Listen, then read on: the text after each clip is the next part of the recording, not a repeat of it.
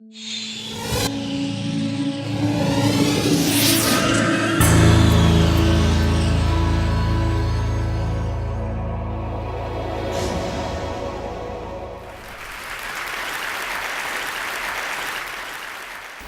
do you explain when things don't go as we assume? Or better, how do you explain when others are able to achieve things that seem to defy all of the assumptions? For example, why is Apple so innovative? Year after year after year after year, they're more innovative than all their competition. And yet, they're just a computer company. They're just like everyone else. They have the same access to the same talent, the same agencies, the same consultants, the same media. Then why is it that they seem to have something different? Why is it that Martin Luther King led the civil rights movement? He wasn't the only man who suffered in a pre-civil rights America, and he certainly wasn't the only great orator of the day. Why him? And why is it that the Wright brothers were able to figure out controlled powered manned flight when there were certainly other teams who were better qualified, better funded, and they didn't achieve powered manned flight, and the Wright brothers beat them to it? There's something else at play here. About 3.5 years ago, I made a discovery, and this discovery profoundly changed my view on how I thought the world worked, and it even profoundly changed the way in which I operate in it. As it turns out, there's a pattern. As it turns out, all the great and inspiring leaders and organizations in the world, whether it's Apple or Martin Luther King or the Wright brothers, they all think, act, and communicate the exact same way, and it's the complete opposite to everyone else. All I did was codify it. And it's probably the world's simplest idea. I call it the golden circle.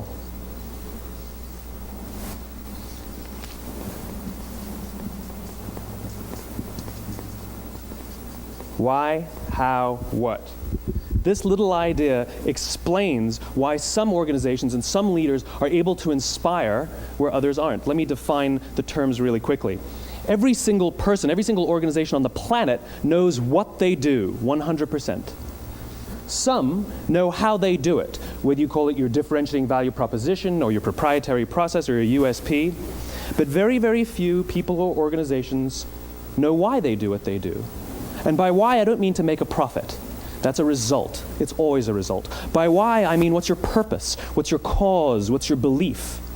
Why does your organization exist? Why do you get out of bed in the morning? And why should anyone care?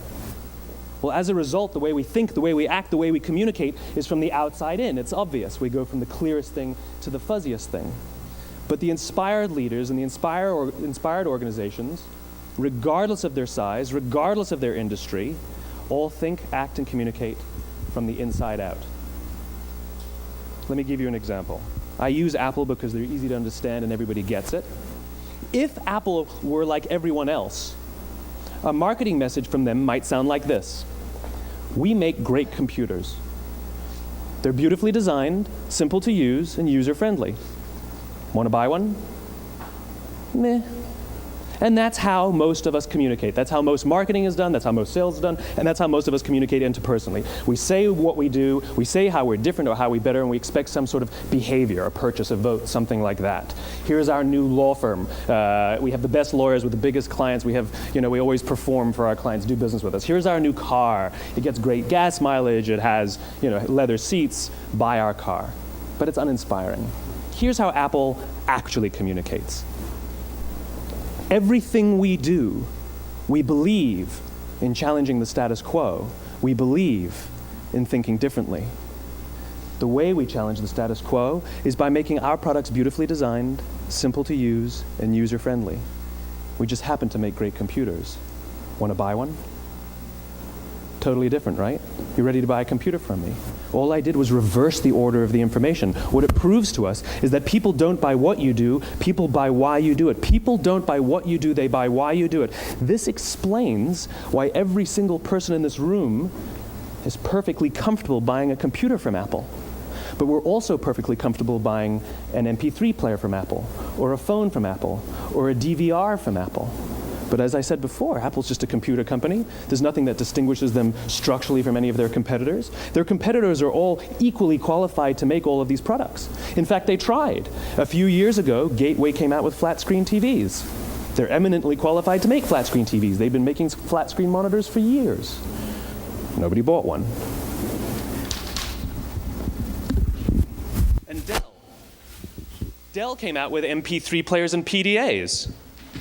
And they make great quality products, and they can make perfectly well-designed products, and nobody bought one.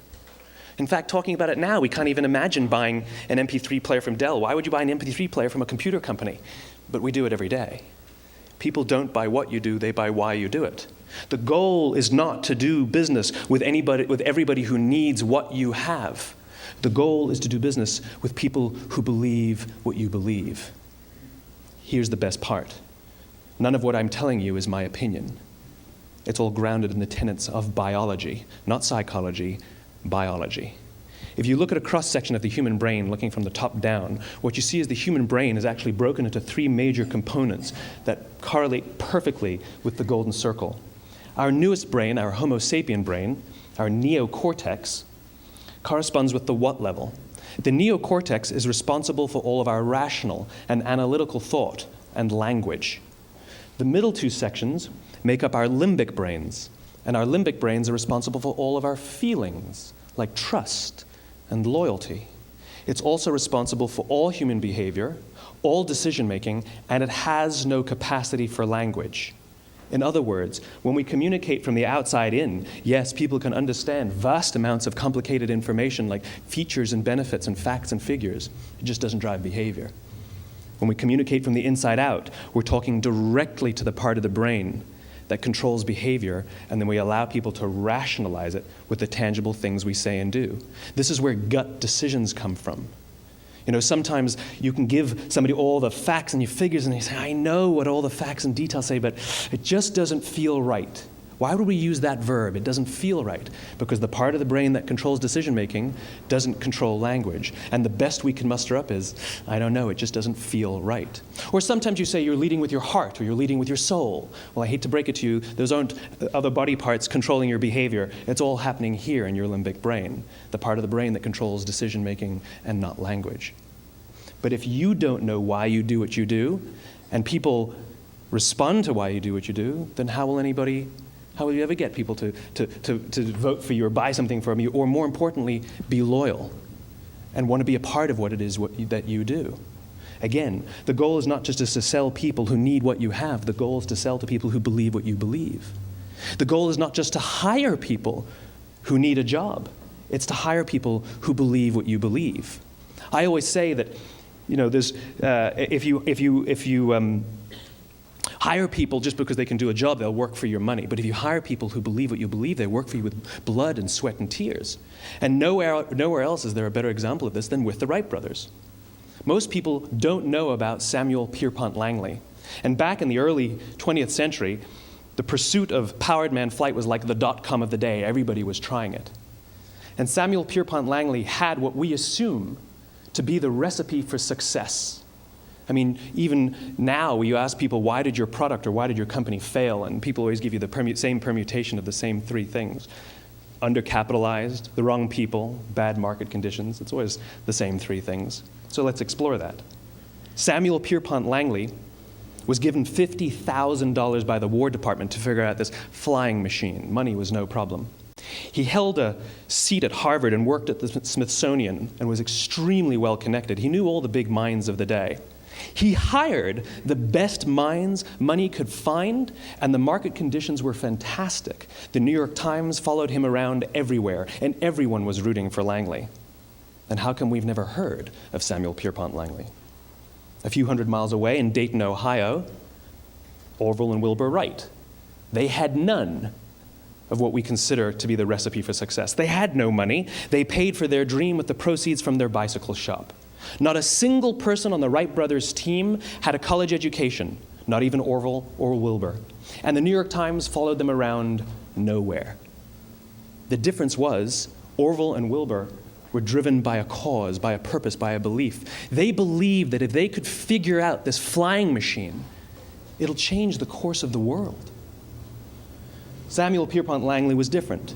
He wanted to be rich, and he wanted to be famous. He was in pursuit of the result. He was in pursuit of the riches. And lo and behold, look what happened. The people who believed in the Wright brothers' dream worked with them with blood and sweat and tears. The others just worked for the paycheck. And they tell stories of how every time the Wright brothers went out, they would have to take 5 sets of parts because that's how many times they would crash before they came in for supper.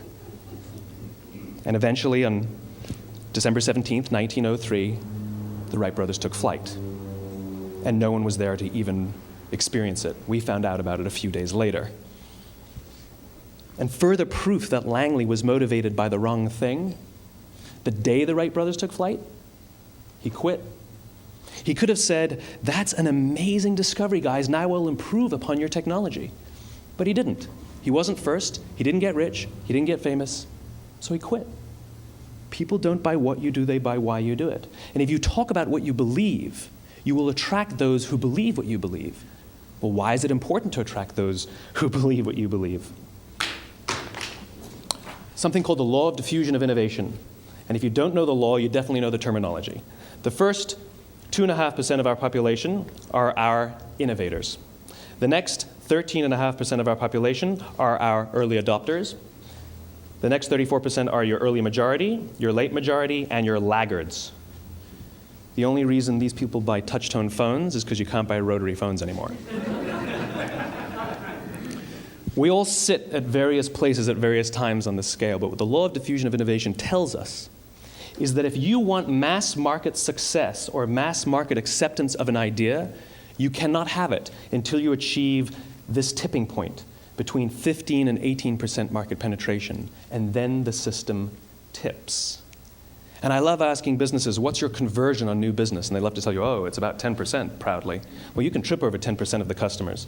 We all have about 10% who just get it. That's how we describe them, right? That's like that gut feeling, oh, they just get it. The problem is, how do you find the ones that just get it before you're doing business with them versus the ones who don't get it? So it's this here, this little gap, that you have to close, as Geoffrey Moore calls it, crossing the chasm. Because you see, the early majority will not try something until someone else has tried it first. And these guys, the innovators and the early adopters, they're comfortable making those gut decisions. They're more comfortable making those intuitive decisions that are driven by what they believe about the world and not just what product is available. These are the people who stood online for 6 hours to buy an iPhone when they first came out, when you could have just walked into the store the next week and bought one off the shelf. These are the people who spent $40,000 on flat-screen TVs when they first came out, even though the technology was substandard. And by the way, they didn't do it because the technology was so great. They did it for themselves. It's because they wanted to be first. People don't buy what you do, they buy why you do it. And what you do simply proves what you believe. In fact, people will do the things that prove what they believe. The reason that person bought the iPhone in the first 6 hours, or stood in line for 6 hours, was because of what they believed about the world and how they wanted everybody to see them. They were first. People don't buy what you do, they buy why you do it. So let me give you a famous example, a famous failure and a famous success of the law of diffusion of innovation. First, the famous failure. It's a commercial example. As we said before a second ago, the recipe for success is money and the right people and the right marketing conditions, right? You should have success then. Look at TiVo. From the time TiVo came out about 8 or 9 years ago to this current day, they are the single highest quality product on the market. Hands down, there is no dispute. They were extremely well-funded. Market conditions were fantastic. I mean, we use TiVo as a verb. I TiVo stuff on my piece of junk Time Warner DVR all the time. But TiVo is a commercial failure. They've never made money. And when they went IPO, their stock was at about $30 or $40 and then plummeted, and it's never traded above 10. In fact, I don't think it's even traded above 6, except for a couple of little spikes. Because you see, when TiVo launched their product, they told us all what they had. They said, we have a product that pauses live TV, skips commercials, rewinds live TV, and memorizes your viewing habits without you even asking. And the cynical majority said, we don't believe you, we don't need it, we don't like it, you're scaring us. What if they had said, if you're the kind of person who likes to have total control over every aspect of your life, boy, do we have a product for you. It pauses live TV, skips commercials, memorizes your viewing habits, etc., etc. People don't buy what you do, they buy why you do it, and what you do simply serves as the proof of what you believe. Now let me give you a successful example of the law of diffusion of innovation. In the summer of 1963, 250,000 people showed up on the Mall in Washington to hear Dr. King speak. They sent out no invitations, and there was no website to check the date. How do you do that? Well, Dr. King wasn't the only man in America who was a great orator. He wasn't the only man in America who suffered in a pre-civil rights America. In fact, some of his ideas were bad, but he had a gift. He didn't go around telling people what needed to change in America. He went around and told people what he believed. I believe, I believe, I believe, he told people. And people who believed what he believed took his cause and they made it their own, and they told people. And some of those people created structures to get the word out to even more people. And lo and behold, 250,000 people showed up on the right day, on the right time to hear him speak. How many of them showed up for him? 0. They showed up for themselves. It's what they believed about America that got them to travel on a bus for 8 hours to stand in the sun in Washington in the middle of August. It's what they believed, and it wasn't about black versus white. 25% of the audience was white. Dr. King believed that there are 2 types of laws in this world, those that are made by a higher authority and those that are made by man. And not until all the laws that are made by man are consistent with the laws that are made by the higher authority will we live in a just world. It just so happens that the civil rights movement was the perfect thing to help him bring his cause to life. We followed him not for him, but for ourselves. And by the way, he gave the I have a dream speech, not the I have a plan speech. Listen to politicians now with their comprehensive 12-point plans. They're not inspiring anybody. Because there are leaders and there are those who lead. Leaders hold a position of power or authority, but those who lead inspire us. Whether they're individuals or organizations, we follow those who lead not because we have to, but because we want to. We follow those who lead not for them, but for ourselves. And it's those who start with why that have the ability to inspire those around them or find others who inspire them. Thank you very much.